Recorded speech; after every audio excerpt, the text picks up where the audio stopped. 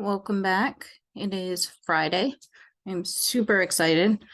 It's been like a long week, but um it's gone by at the same time, like pretty quick. It's weird. But I'm very happy it's Friday. Um, Not too much going on this week, and I have a baby shower tomorrow for my kid's dad's girlfriend.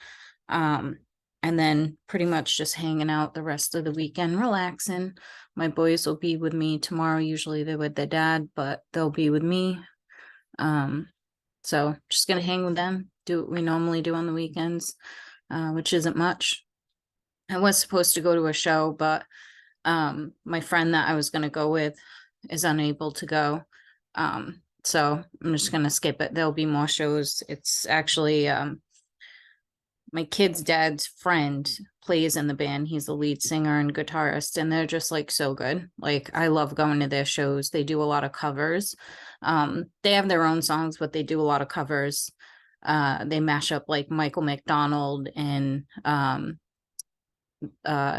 was it Nate and Warren G, something like that. I don't know, the Regulator song.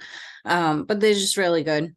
So I was super hopeful to be able to go tomorrow, but things did not align in my favor. So won't be doing that. And yeah, I just am having a weird day. I wasn't gonna make a video because I'm very meh today. I'm a little stressed out. Which I mean, I don't really have much to be stressed out about, but I'm going to be out of work for a bit. I have to have hand surgery. I also have tendonitis, so I'm just like in a lot of pain right now. But here in Rhode Island, we have what's called TDI.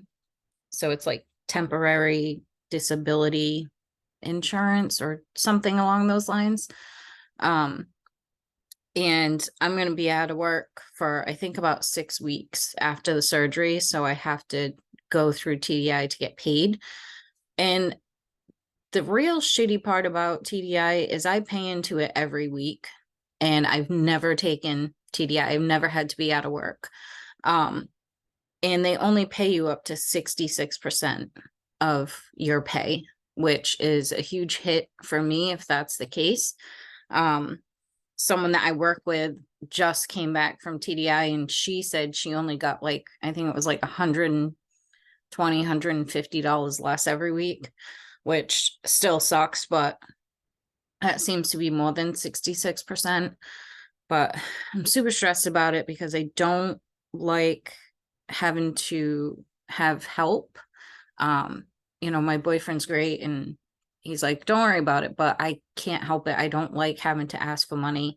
I don't like to feel like I'm mooching, like we split everything down the middle and we both put into the house and all that stuff. So it's like, I don't like not being able to do my part. It's just something embedded in my head. So I'm just like kind of nervous. They did confirm it's going to be 6 weeks and like TDI and taking the hit for, as far as money, it's just hard for me to be okay with asking for help, even like, normal weeks where I don't have much left over, like I still won't ask for help. I'll just, as long as like the kids are taken care of and like there's food in the house and those important things are done, I don't really need or want, well, I don't need anything else. Do I want like a new mug off of Amazon because I'm feeling sad? Yes. Yes, I do. I would love to order a new coffee mug or like a tumbler. Because it's something like that that just will cheer me up, and it's wicked stupid. It's just something so meaningless, but to me it's the excitement of having a new mug. I drink coffee all day long. I love coffee. I attempted to do my own drop shipping of coffee during a manic phase.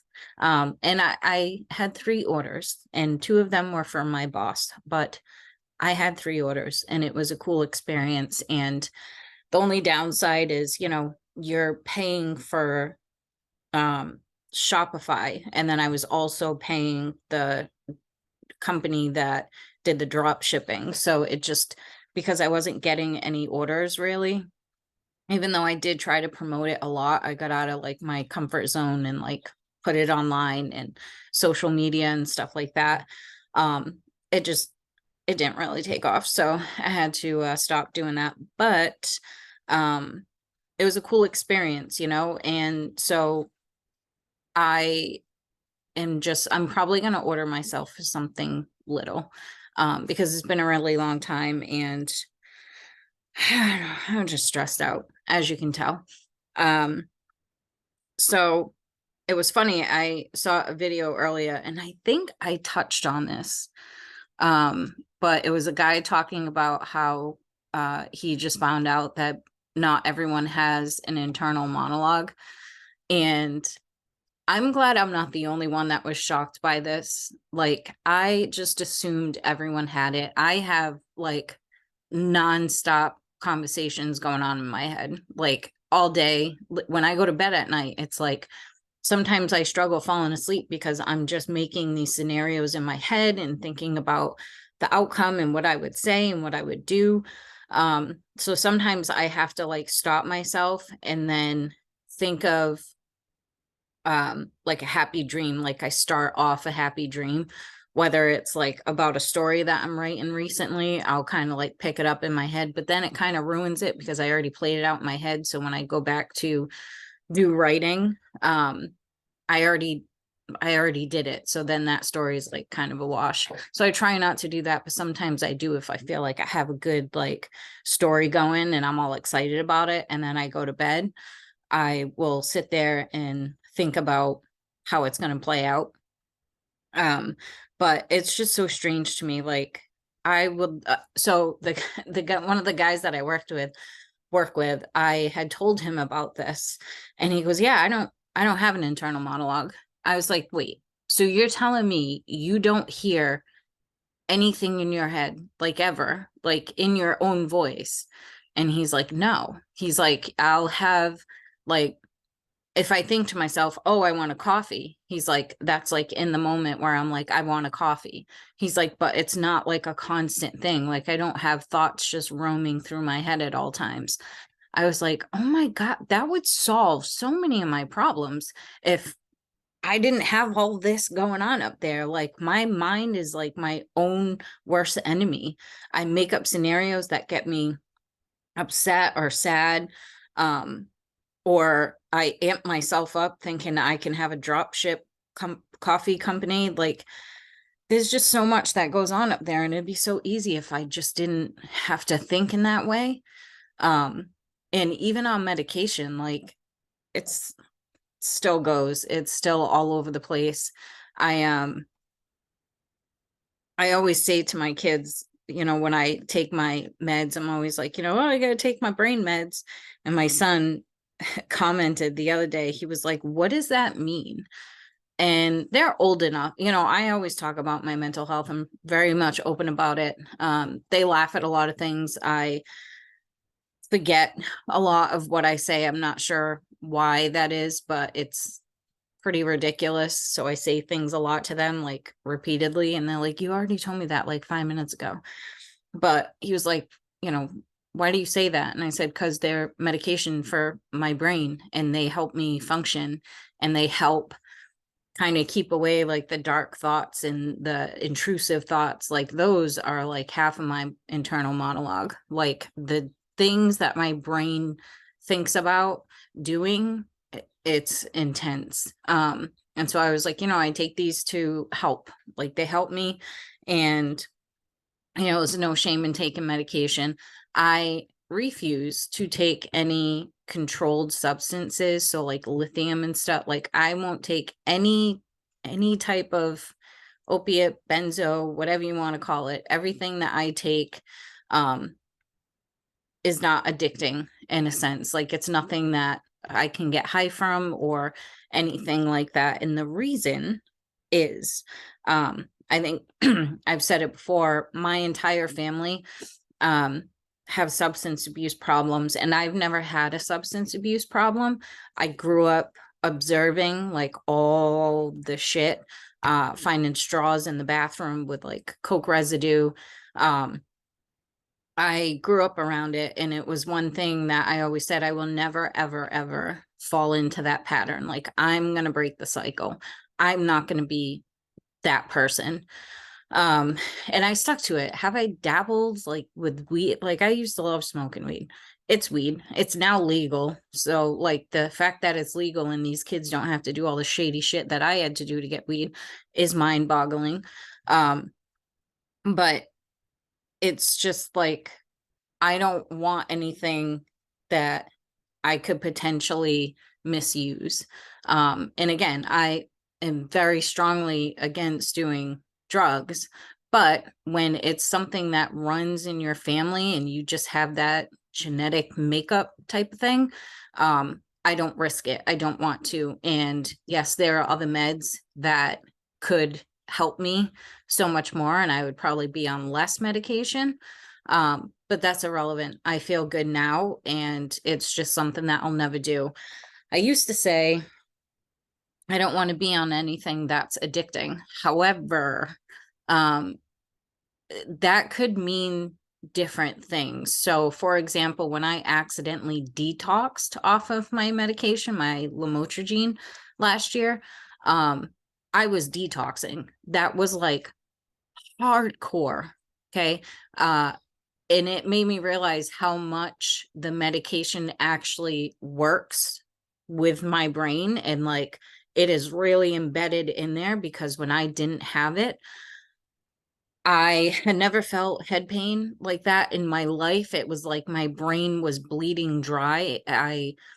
The only thing I can compare it to is if someone shot the back of my head off. Like, it was horrible. I was nauseous. My body ached. I was like sweaty. It was absolutely horrible. So I no longer say I don't want a medication that I have to detox from, because I think no matter what, you're going to have some type of reaction when you stop taking medications like that. It's just going to happen. So now I say I just don't want one that could be misused. None of the ones that I'm on give any type of like high or euphoria or anything like that. Um, so I've stuck to that, and what I have now works. But I still have my days like today where I'm just kind of, I don't know, not in a funk or anything. I'm just like, ugh. Like, I would like to just go back to sleep and wake up when I feel better. Um, but it's not really how it works. And so again, I pushed myself to make a video. I appreciate all the people that are watching my videos. I'm pretty surprised on some of them and like the comments and stuff. It's pretty cool. I didn't honestly think anyone would watch these. It was kind of just like a personal goal of mine to get out of my comfort zone. And I had a podcast with my cousin Rachel for like the past like 2 years off and on. Actually, we started in like 2020. But we did good for a while. And it was about mental health and the things that we struggled with, things that we went through growing up. And I always hated doing the YouTube video, because obviously I don't like staring at myself. I'm not very kind to myself in that regard. Um, so I always hated doing the YouTube ones, but then it just kind of fell apart because she was going through a lot. She's always got something going on. And, when she was kind of up and like, feeling good and wanted to record, I was the opposite. We were never on the same wavelength. We both have anxiety, PTSD. I'm bipolar, borderline personality disorder. I think she hasn't been diagnosed, but she's definitely bipolar. So we were never on the same wavelength. So in some of the videos, you could tell she was like, blah, and I'm sitting there like, you know. So it was the part that I hated the most, but I felt like, I'm going to push myself and set a goal, and I'm just going to record videos and just talk about whatever comes to mind.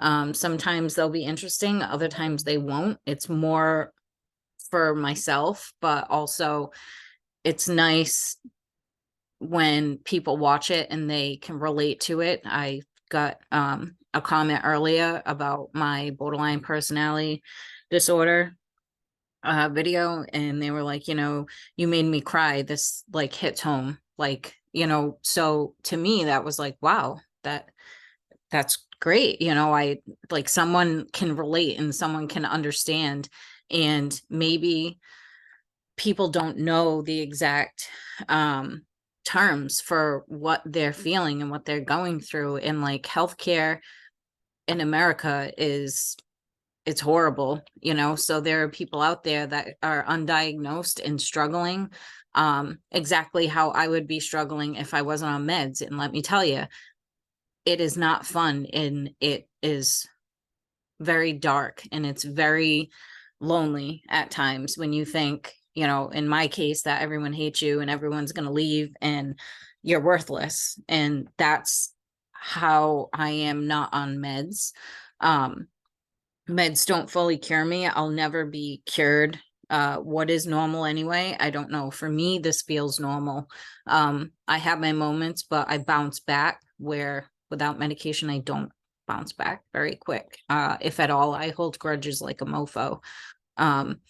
So it's pretty awesome that people are watching and can relate to it. And yeah, it's kind of cool. And so honestly, seeing that comment, I was like, you know what, I'm gonna record. Like that was just like that little thing where I was like, okay, like I made someone feel not alone, maybe.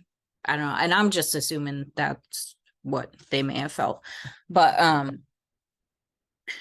yeah, so I don't know. It's a day. And then, stuff with work. So I had talked about how there's a girl that's going to have to go in office, and come like probably September-ish, I'll have to go in office at least once a week. And, because I do school pickup, and, my bosses, they know everything that I went through last year with you losing Grammy, my kid's grandmother. And then 6 months later, I lost my mother. Both were just kind of out of the blue, totally not expected. So I went through a lot less last year, and it pretty much, as far as taking care of the kids, it's all on me now. Where before, like I had Grammy like 5 minutes down the road. So if after school, they were like, we don't want to go home, we want to go to Grammys and hang out at Grammys, they could go there. So it changed their world too, because now they're stuck with me nonstop. And it's not a bad thing. I don't think they look at it like that. It was just they loved going to see her and they liked being there. So my bosses know the predicament that I'm in, which is no one will be around for them if I'm at work. They don't take the bus. I drop them off and I pick them up. They can't stay home alone until like 6 o'clock at night, when either me or my boyfriend gets home. I would be working 11 to 7:30. So dinner, what's that? And so I will have to be creative, where I maybe work like 10 to 6:30 on the days that I go in office, and I only work half day in office, which is totally fine. Because I do miss socializing sometimes, not always. I'm kind of a loner, but so I'm just kind of thinking about that, because that's going to be happening, and I know they'll work with me on it, so I'm not worried. But it's something that is sitting in my head for whatever reason. It has no reason to sit in my head and like me be kind of like, oh, how's that going to work? Because I know how it's going to work. They're going to work with me, and they're amazing, and they have been a very big support system since everything that happened last year, so yeah, there's no reason for it to sit in my head, but it is. So that's kind of where I'm at. So anywho, I have to jump on and do some work. So I hope you guys all have a great day. I will attempt to do a school pickup. And yeah, if you have any questions, or there are certain topics that you want to know more about regarding like the things I've talked about, or anything like that, please feel free to comment, like, subscribe. It's a lot of fun doing these, in a sense, especially like when people watch it and can relate.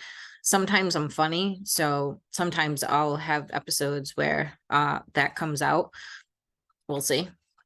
But I noticed doing the podcast with my cousin, it was easier to laugh because she would just say the most outrageous things, and I'd be like, oh my God, I gotta cut that out. Like, we had a lot of fun doing them most of the time, but it's just something that we couldn't keep going. So what are you gonna do?